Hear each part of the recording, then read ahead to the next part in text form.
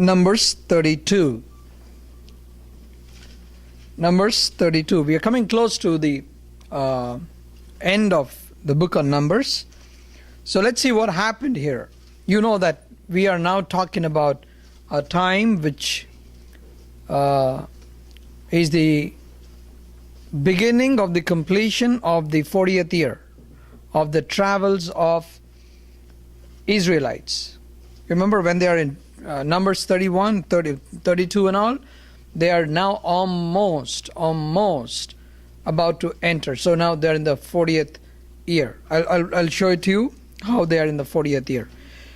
So in chapter 32, this is what we read. Verse 1. The Reubenites and Gadites, who had very large herds and flocks, saw the lands of Jazer and Gilead were suitable for livestock. So they came to Moses and Eleazar, the priest, and to the leaders of the community and said, this is the land which will be favorable to us, because we have so much of livestock. So they saw all the green pastures, and they said, we want to go here. And please remember, they have not crossed into Canaan yet. So it might look like a very simple story, but it has a lot of spiritual meaning. God brought them out of Egypt to take them into the promised land. But these people are picking up that part of the land which is not the promised land.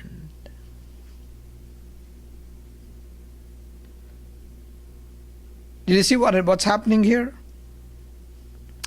When God brought them, He said, I want to take you into the promised land.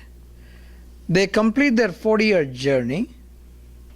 They come to the border and say, we're good here. This is okay for us. Our livestock need a lot of pasture. And then they say, verse 5, if we have found favor in your eyes, they said, let this land be given to your servants as our possession. Do not make us cross the Jordan. Unless you cross Jordan, because now your route has changed. Remember, this is Egypt, this is Canaan.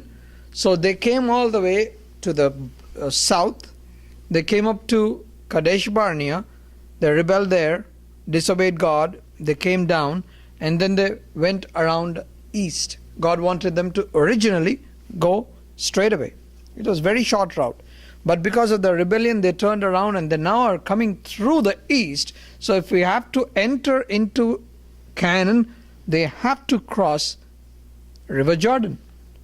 And this group of people say, we don't want to cross River Jordan. Let us stay here.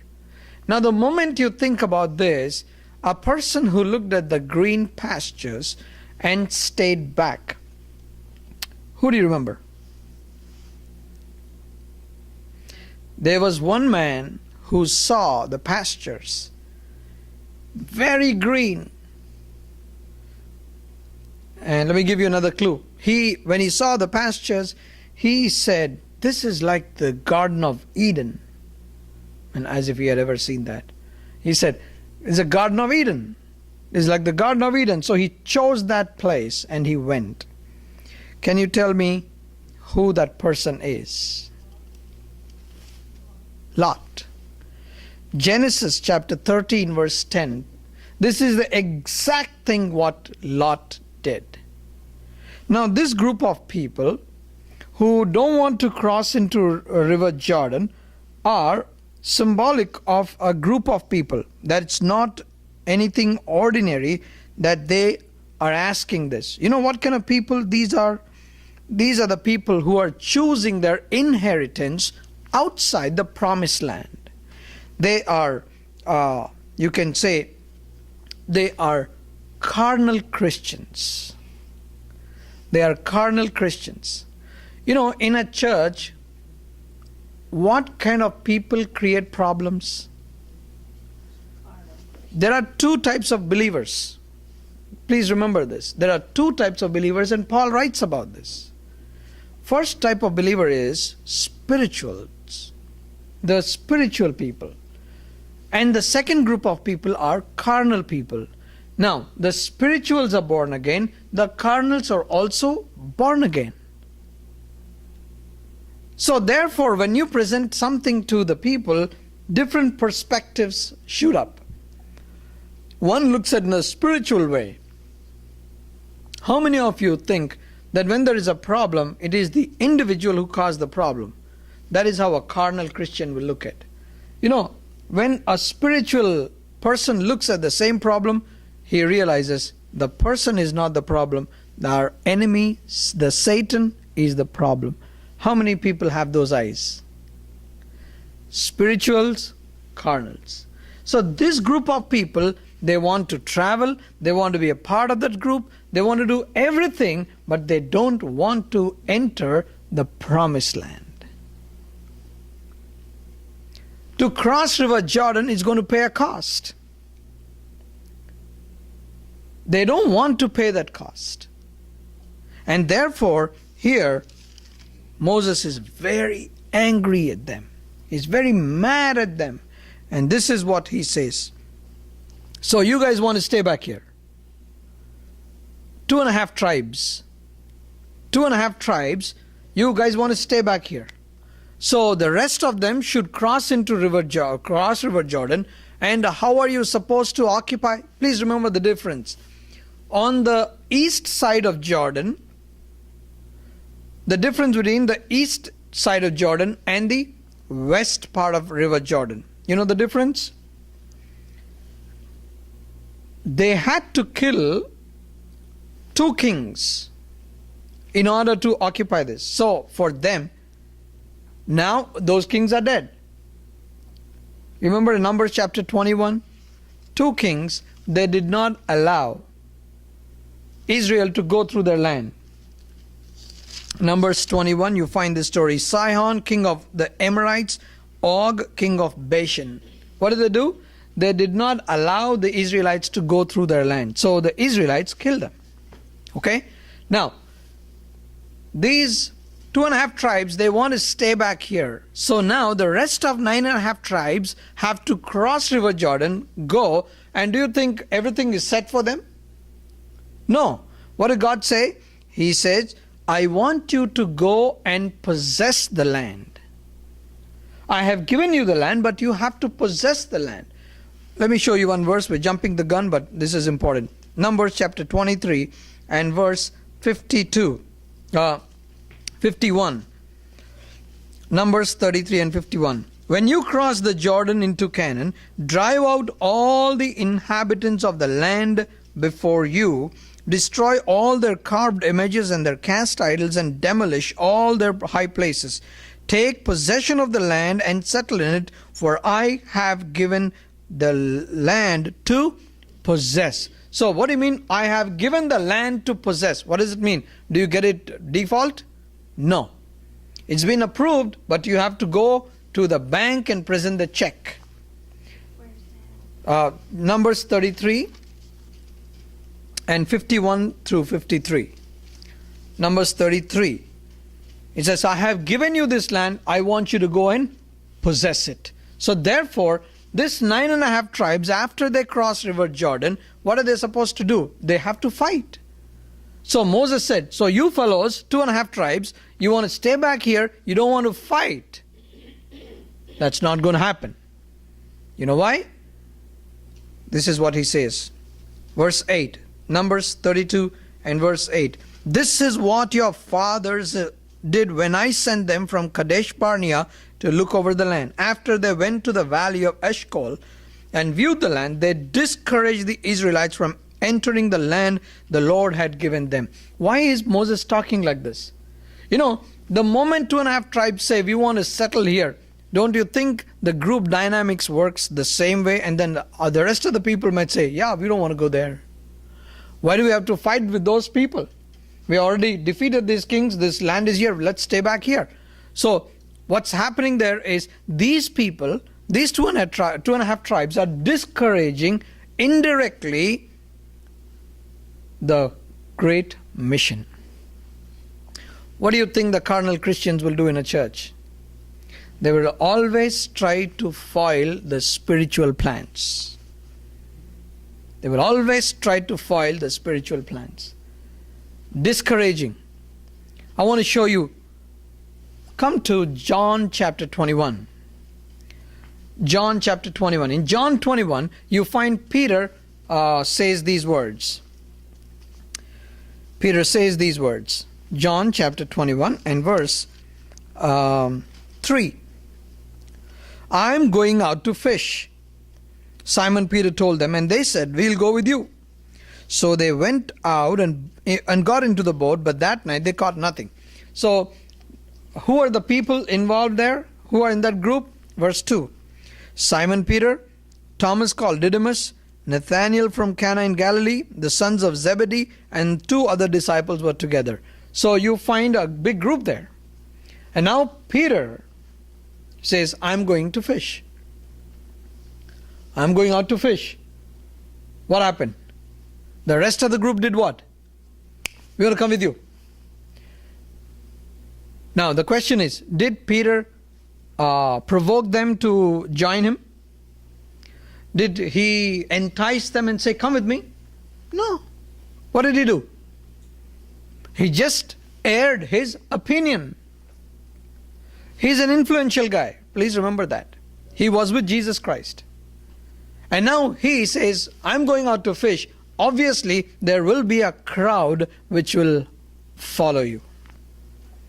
I tell you, I want to flip the story and ask you this. If Peter had said, let's go out to see Jesus, what do you think the crowd would have said? We'll come with you. They would have said, we'll come with you. If this man says, let's do this, they would have said, we'll follow you. What did he say? I'm going out to fish. But Peter may say, hey, I didn't call these guys. Did I call you? Did I call you? Did I call you? I didn't call you. You came on your own. No. You are a person of influence. People will look up to you. And you could encourage the people, or you could also discourage the people. And if I were talking to the deacons, this is what I would say. People responsible in the church, in the committees, in the responsible positions, people look to you. Children look up to the elders and try to imitate them. When I was in my teenage, I saw 2 young men, firebrands for Christ. One was an electrical engineer and another was a PhD scholar. I saw these 2 guys. I was a teenager, and when I look at those people, I went to a conference and they were standing up there and they were preaching. If he speaks in English, this guy was translated into Hindi, national language there. And if this guy speaks in English, the other guy will translate. Oh, powerful messages that I heard as a teenager. You know what? In that crowd, nobody knew this. But I made a prayer. I prayed one prayer. You know what I said? Lord, make me like these 2 people. I saw their example. I saw their dynamism. I saw their fire for the Lord. And I said, Lord, will you make me like these guys? See? Would anybody say about you and me, I want to imitate you? We are people of influence. You need not have an office in a church. You may not have a position in a church, but there are people. I heard about a person in Houston. Doesn't have any position. Doesn't even come to the stage. You know what he did to that fellowship of 500 people? Turned them into spirituals from carnals. He's not even a person of influence. Not a person with any position or authority. You have the opportunity to encourage or discourage people. Here, Moses says, if you guys stay back, what will the 9.5 tribes say? What will be the motivation for them to cross into River Jordan, fight with those enemies there, and occupy that land? Don't do that. Moses was a clever man. He's a smart guy. So because He says from verse 10, the Lord's anger was aroused that day, and he swore this oath, because they have not followed me wholeheartedly. He's trying to describe what happened in Kadesh Barnea. Not one of the men 20 years old or more who came up out of Egypt will see the land I promised on oath to Abram, Isaac, and Jacob. Not one except Caleb son of Jephunneh the Kenizzite and Joshua son of Nun, for they followed the Lord wholeheartedly. The Lord's anger burned against Israel, and he made them wander in desert these 40 years, until the whole generation of those who had done evil in his sight was gone. He is talking at the end of 40 years. He said, you see how many people died? You know why all this happened? Because that day there were some people who discouraged their brothers. Therefore, you don't do that. Don't try to discourage your brothers. Don't try to say, we will stay back here. God did not bring you out of that sea, Red Sea, parting the Red Sea out of Egypt all the way to make your stay outside Canaan. He said that day in Exodus chapter 3 verse 7, he clearly said, I will take you into the land flowing with milk and honey. But these 2.5 tribes say, we don't want milk and honey. We want to be here. And therefore, look at verse 14. Moses didn't mince words. If he had to use, he used. Look at what he says. And here you are, a brood of sinners, standing in the place of your fathers and making the Lord even more angry with Israel. And see what he says. If you turn away from following him, he will again leave all these people in the desert, and you will be the cause of their destruction. You see, it so matches the story of Peter. God, if you don't follow him, you know what God could do? He would say, you fellows be in the desert another 40 years. He could say that. And therefore, Moses says, no, we need to get into the promised land. So therefore, and these people said, and they were very, very good negotiators, Verse 16, then they came up to him and said, we would like to build pens here for our livestock and cities for our women and children, but we are ready to arm ourselves and go ahead of the Israelites until we have brought them to their place. Meanwhile, our women and children will live in fortified cities for protection from the inhabitants of the land. You know what they did? You understand what they said? They came to Moses and then they negotiated.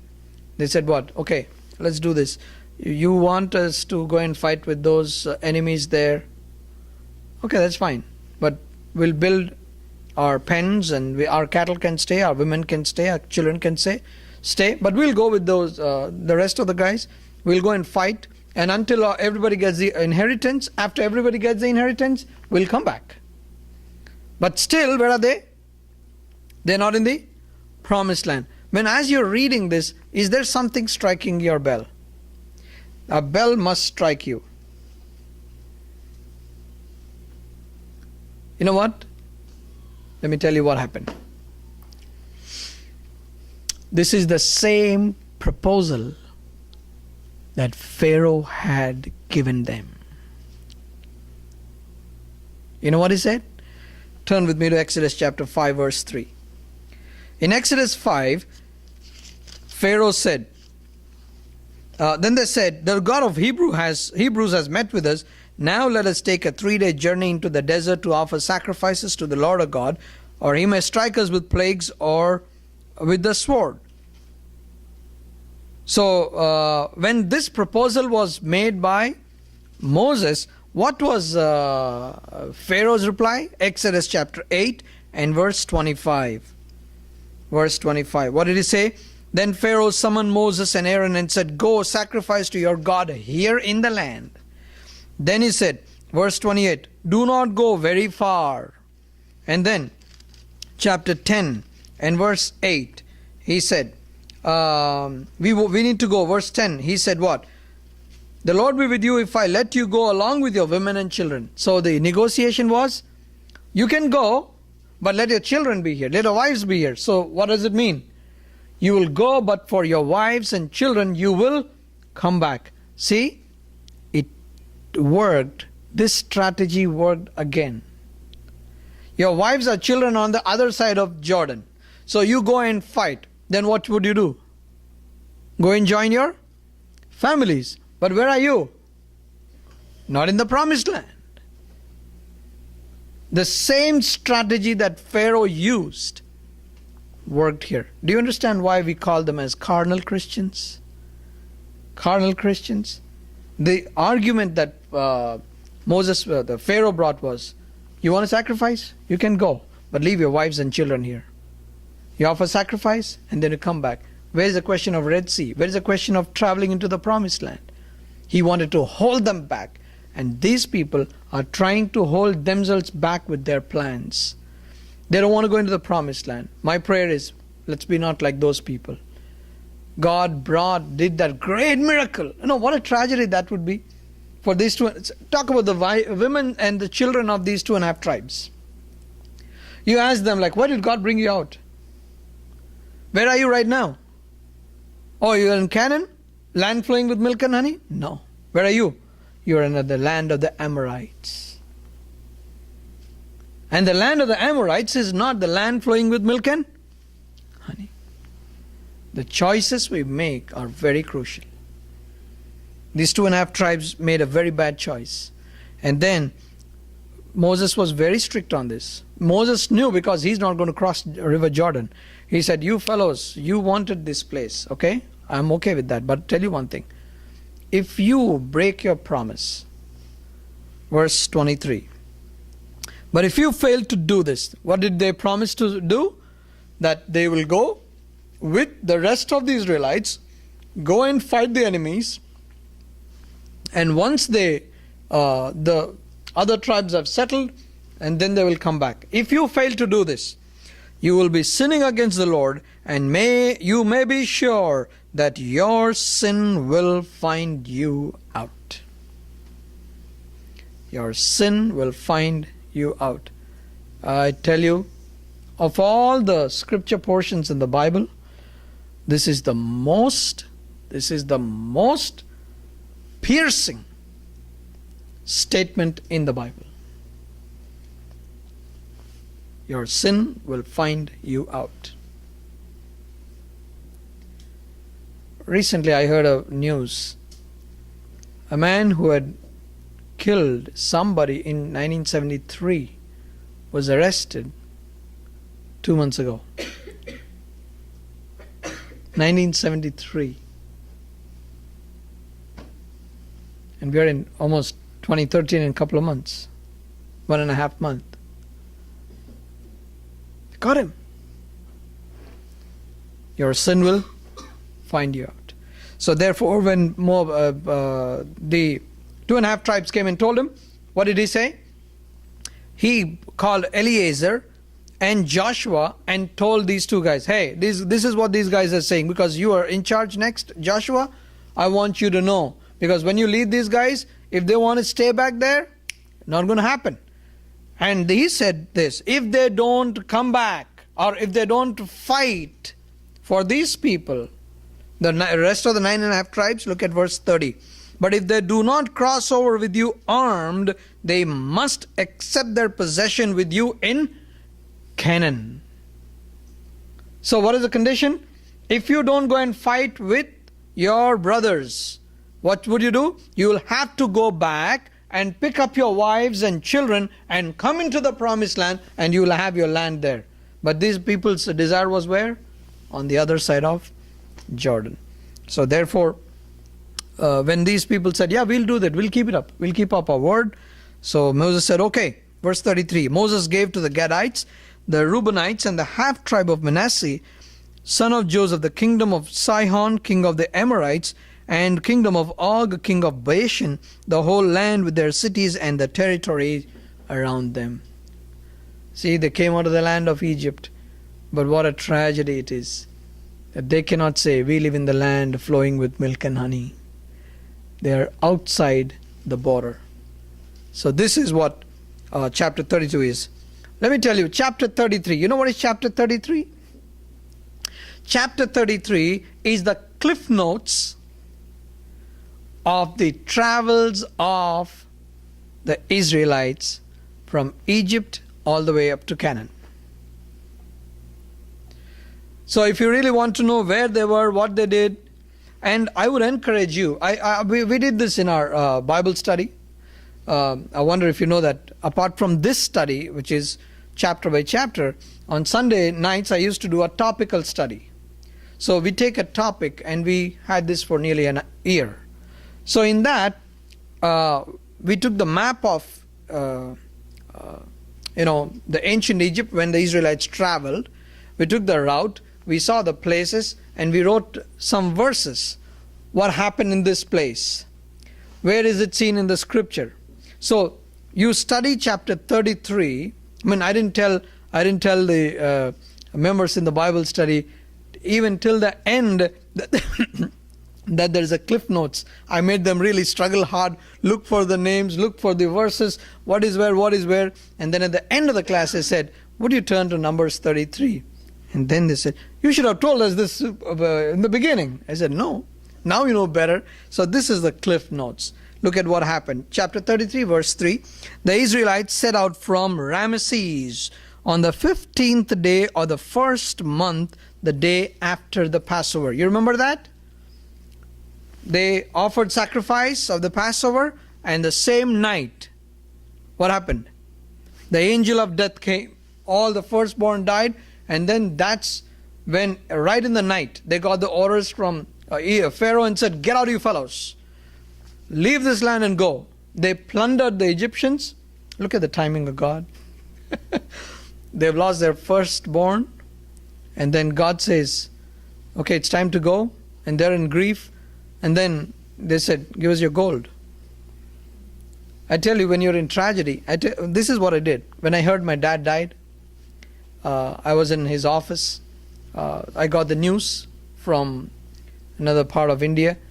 And I was sitting with his officer, and they were making plans for me to fly to that city so that I can go and see my dad. That's when at 9:45 a.m. I got the phone call, and these people picked up and said, I was filling a form, and he looked at me and said, no need to fill a form. I said, what happened? He said, your dad died. You know the first thing I did? I can remember now. I took my wallet and threw it on the ground. I said, I don't need this. My dad's gone. Why do I need all this? That's a simple human reaction. You would despise everything at that time. And God said, you didn't get your wages. You didn't get your wages. So this is the time, go. Tell them you want gold. All the property. What did they do? My son is dead. Why do I need all this property? Take it and go, man. Plundered them. He gave them their share. What a super intelligent God we have. And then they came out, and then you see all the journeys here. And remember, I was telling you this is the 40th year. Let me tell you why. Verse 38. At the Lord's command, Aaron the priest went up Mount Hor, where he died on the first day of the 5th month of the 40th year after the Israelites came out of Egypt. You get this year? When is it now? And this matter which we are reading now, it's post death of Aaron. You find Aaron died in chapter 20, chapter 20. In the same chapter where you hear about Moses striking the rock twice, in the same chapter you hear Aaron has died. So by the time Aaron died, in which year were they? In the 40th year. Okay? Now, verse 39. Aaron was 123 years old when he died on Mount Hor. He was 123 years of age when he died. This is the 40th year. How many years younger was Moses to Aaron? How many years younger was he? He was, anybody? 3 years. Moses was 3 years younger to Aaron. So now this happens to be what year of Moses? 120th year of Moses. At what age did Moses die? Deuteronomy 34 and verse 7. Moses was 120 years old when he died. So this is the year, which is the 40th year of the travels of the Israelites. So now, so you understand, all these travels, now it's come down to 40 years. Now, this is what God told them. We read this verse a little while ago. We'll read it once again. Verse 50.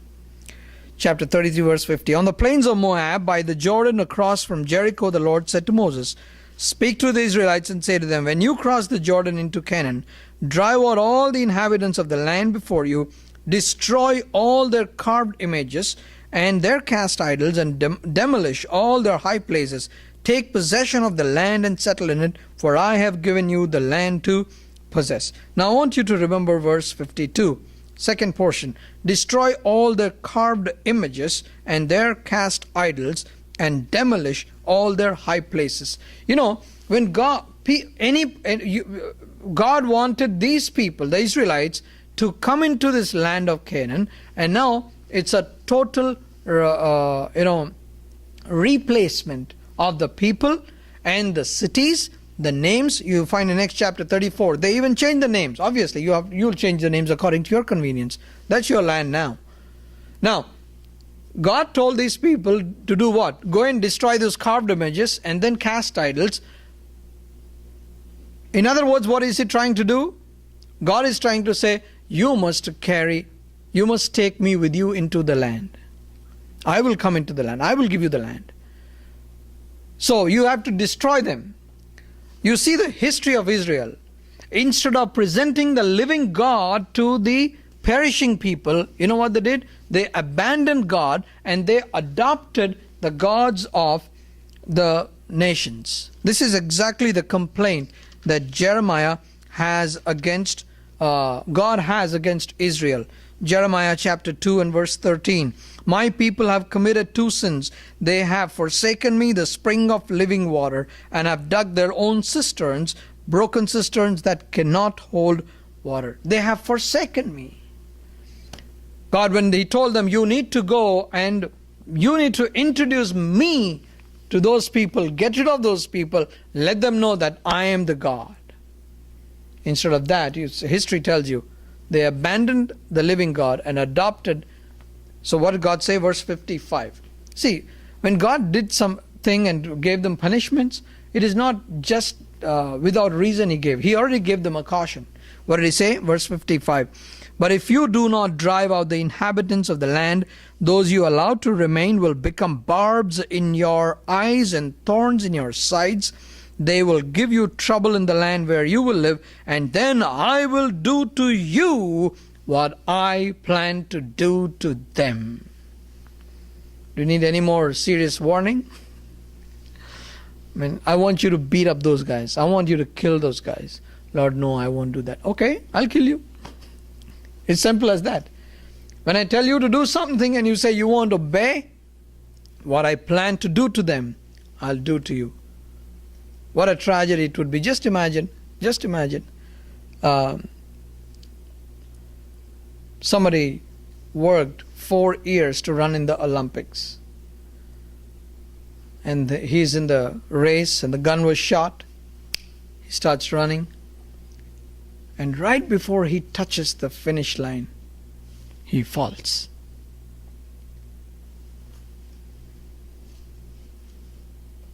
You should go and talk to him about the remorse he will have for the rest of his life. 4 years he must have had so much of discipline, struggle to build up his body, the tempo, the pace. And there comes a time when he's just one step away, about to touch the finish line, he falls. What a tragedy that would be. God says, I brought you out of the land of Egypt. You know why? To take you into the promised land. I want you to go and occupy that land. And this is what God says. If you don't do that, whatever I'm asking you to do to them, you don't do that to them, I'll do that to you. Chapter 34. Not much here, just a description of the land.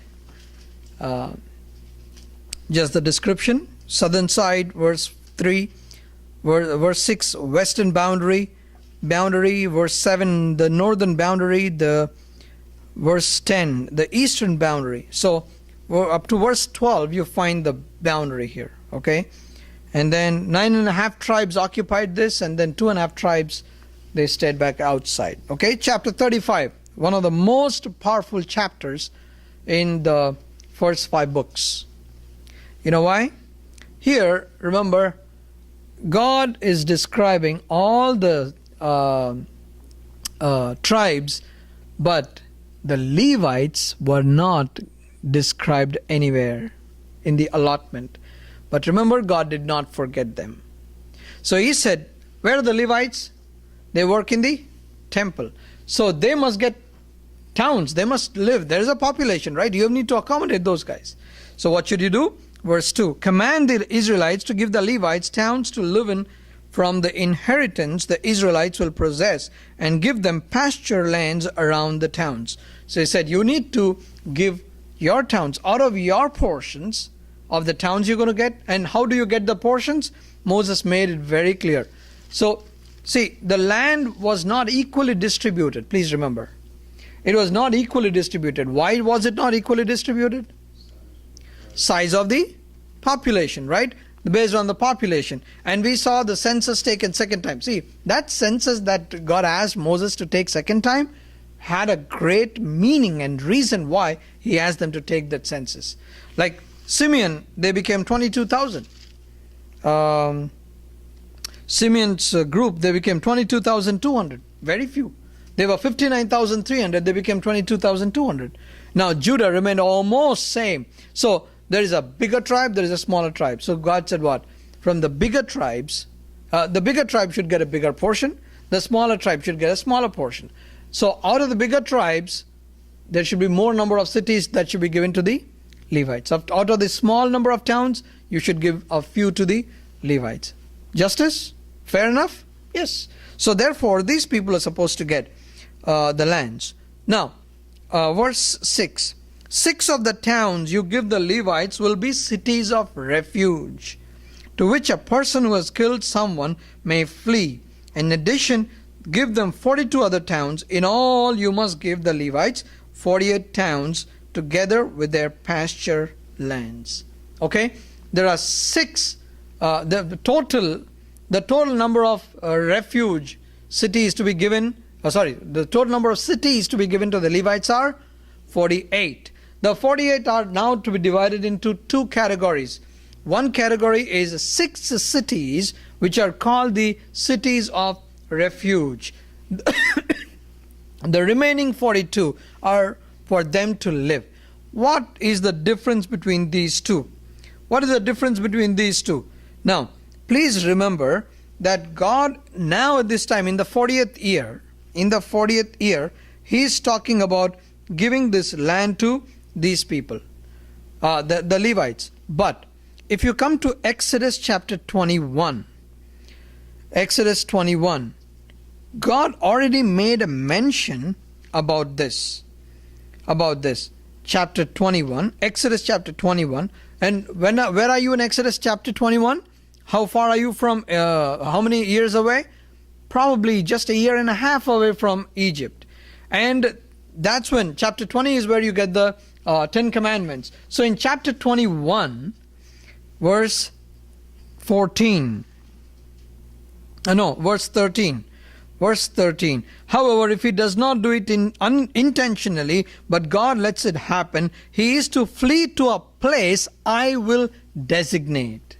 You see, God remembered what he spoke 40 years ago. He said, I am going to create this. Can you see the plan unfolding? He said, there'll be a place I'll designate, and somebody who kills unintentionally can run to that place. And so these 6 cities of refuge are nothing but the manifestation and the implementation of that great plan. Okay. Now, these 6 towns, I want you to write down the names if you want to, because if you want to know where these towns are, you have to turn with me to Joshua chapter 20.